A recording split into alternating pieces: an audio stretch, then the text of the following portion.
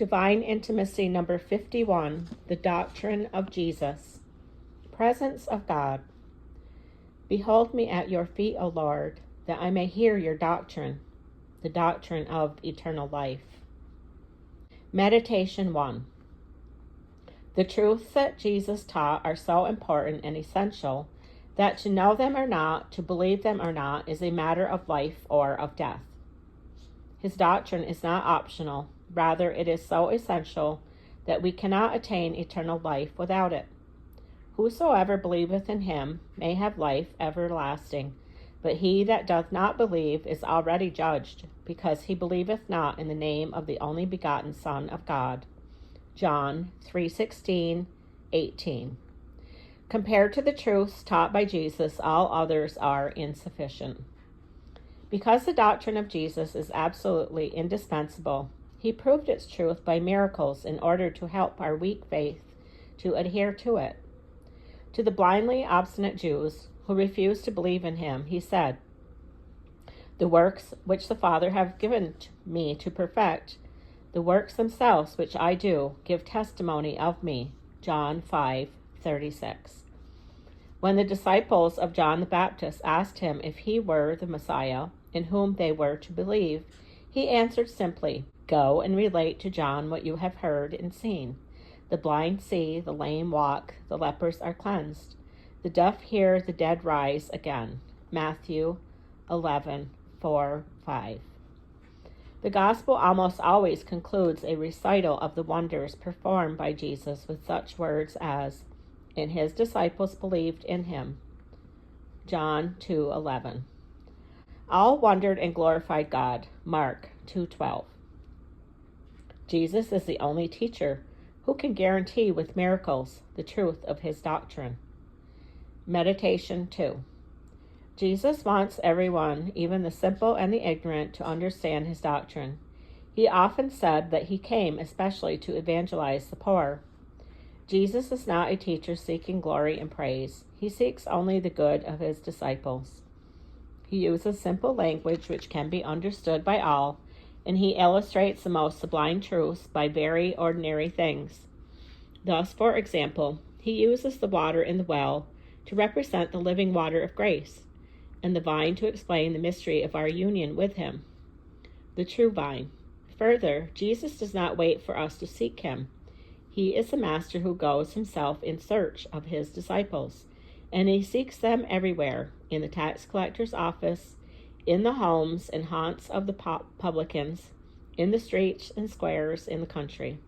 He teaches in the synagogues and from the porch of the temple, as well as in Peter's boat, or on the grassy slopes of the hillsides.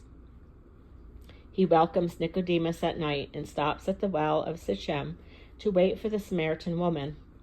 Jesus explains his doctrine in a manner which is adapted not only to the mentality and needs of the people of Palestine, but also to that of all future generations.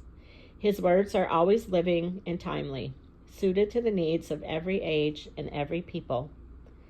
His hearers were divided into two groups: the proud, obstinate hearts who refused to believe, even when they saw the most astounding miracles, and of whom Jesus said, "If I had not come and spoken to them, they would not have sin, but now they have no excuse for their sin." John 15:22. And the upright hearts, and sincerely eager for the truth, who accepted his words with faith and love. Jesus rejoiced because of them, saying, "I confess to thee, O Father, Lord of heaven and earth, because thou hast hid these things from the wise and prudent, and hast revealed them to little ones."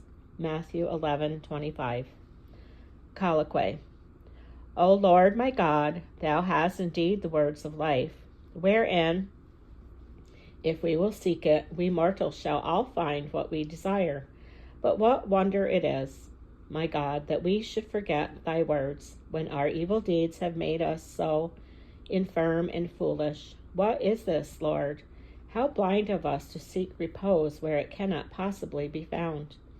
Reflect that we do not understand ourselves or know what we desire, nor are we able to ask as we should. Give us light, Lord. Behold, we need it more than the man who was blind from his birth. For he wished to see the light and could not, whereas nowadays, Lord, no one wishes to see it. You alone, O Lord, teach us truth and show us the way of salvation. Oh, unhappy are we, for well do we know and believe these truths, yet our inveterate habit of not reflecting upon them makes them so strange to our souls that we neither know them nor seek to know them. Grant then, Lord, that your words may never be absent from my thoughts. TJ, EXC 8-13.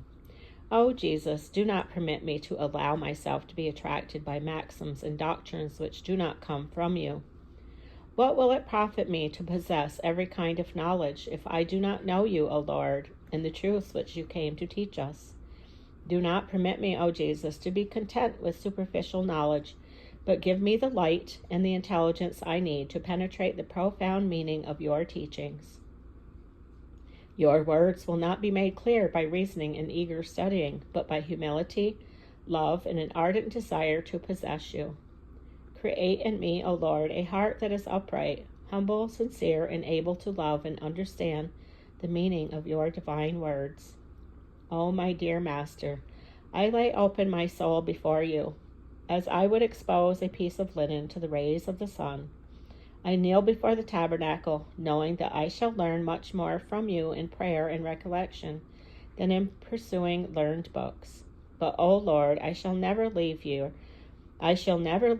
book, the Gospel. I find in it all that my poor soul needs, and I am always discovering their new lights and hidden mysterious meanings.